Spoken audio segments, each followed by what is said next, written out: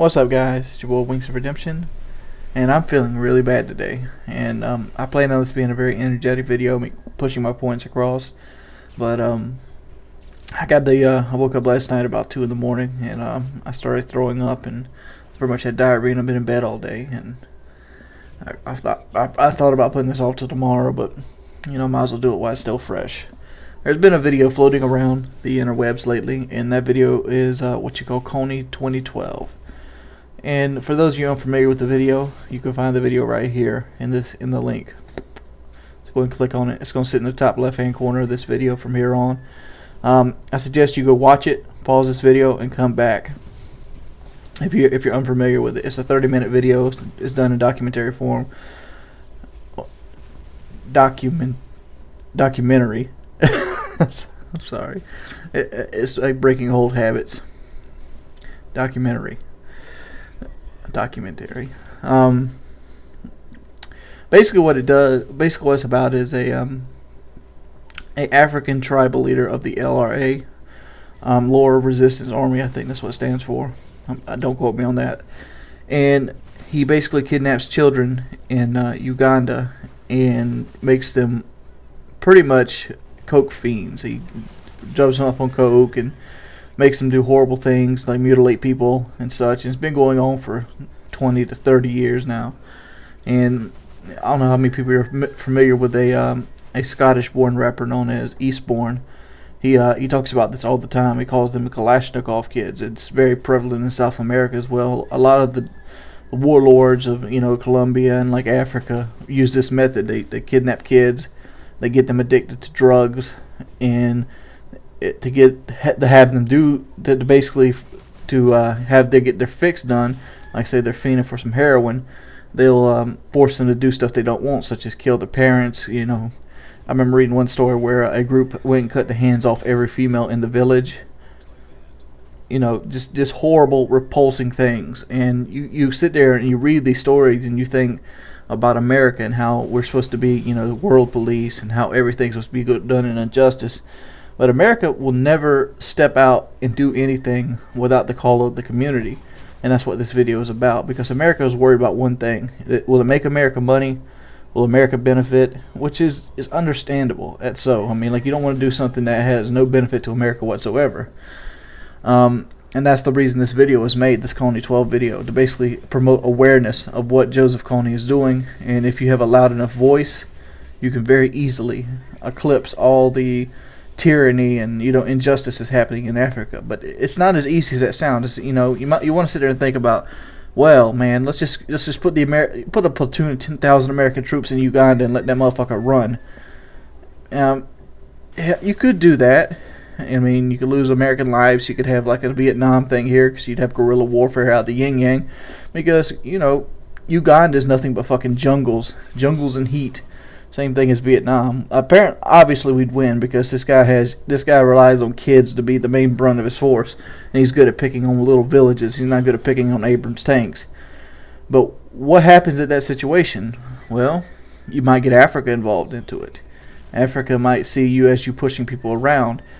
So you take the more strategic route and just send in a small troop of soldiers and have them train the Ugandan army to take care of their own problem. Well, that's been done already.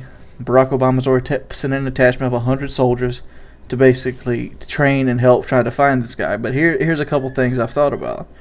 All right, how do you fight this guy's army? His army is kids. That's what it is. It's kids and young adults that are high on drugs. The Scandinavian berserkers, they used to have fearsome battle tactics, because you'd cut one of their arms off and they keep going.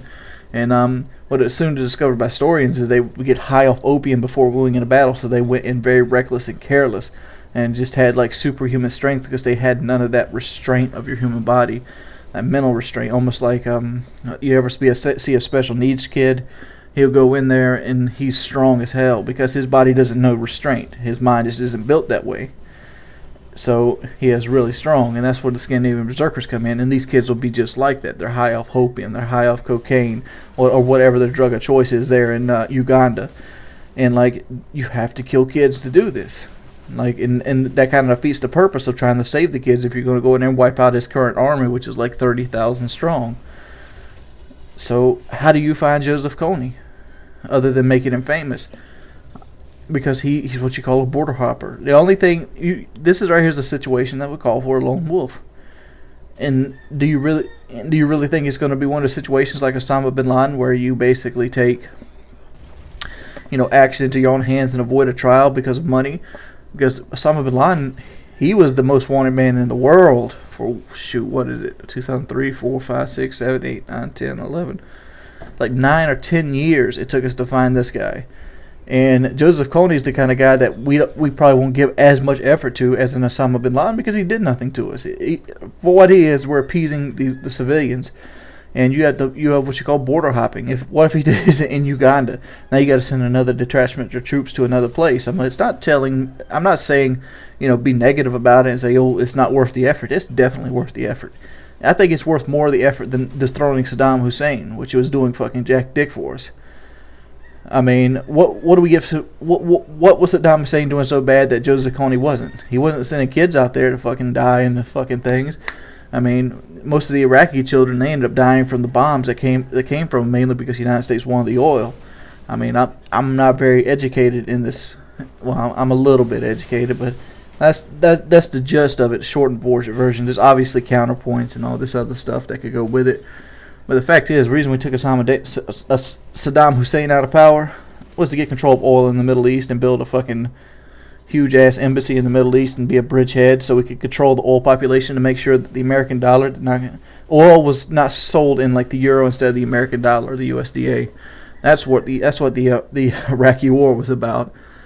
But we don't even have that favor with Joseph Kony. All we're doing there is just doing the right thing. And, I'd like to see this man hanged as much as the next person. And it must be a cold and lonely feeling to have the entire world out for your head. And, the next 10 years of his life should be living in caves and doing without and struggling, just as he put people to struggle, as he put a child to struggle shooting his parents dead. That's how he should basically live. And then at the end of it, he is rewarded with a noose and hung on public display. But that's just my opinion. I will be personally buying one of these Kony 2012 kits, and I'll show you on the thing when I get it. It's like $2 or $3. Just donate it, and change for change. And so hopefully you found something in this video. Hopefully it spread it out a little bit more. I'm sorry I'm not as energetic as I should be. I mean, I feel like I gotta throw up right now. But that's the gist of the Joseph Kony story, and I support taking this man out of power just as much as I support to take the Kalashnikov kids out of power. Just as I support, people being able to walk down the street without fear of death, without fear of their hands being cut off, without fear of, their village being overrun and women sold into sex slaves. Just horrible, horrible things. The video even says it itself. If one child in the United States was kidnapped and sold as a sex slave, he would get the maximum amount of punishment you could possibly give, and he'd probably get raped and killed in prison. That I expect no less for Joseph Kony. I mean, even if he's hung on public display, I consider that the best scenario for him. I think you should sit him into some of these United States prisons and let him get raped and fucked and beat to death. That's the income that I pretty much see would be the best for him. Anyways, it's been your boy Wings of Redemption. Hopefully you found this video enlightening. If you could, please leave a rating. It helps me a very lot. And as always, I'll see you guys later. Thank you.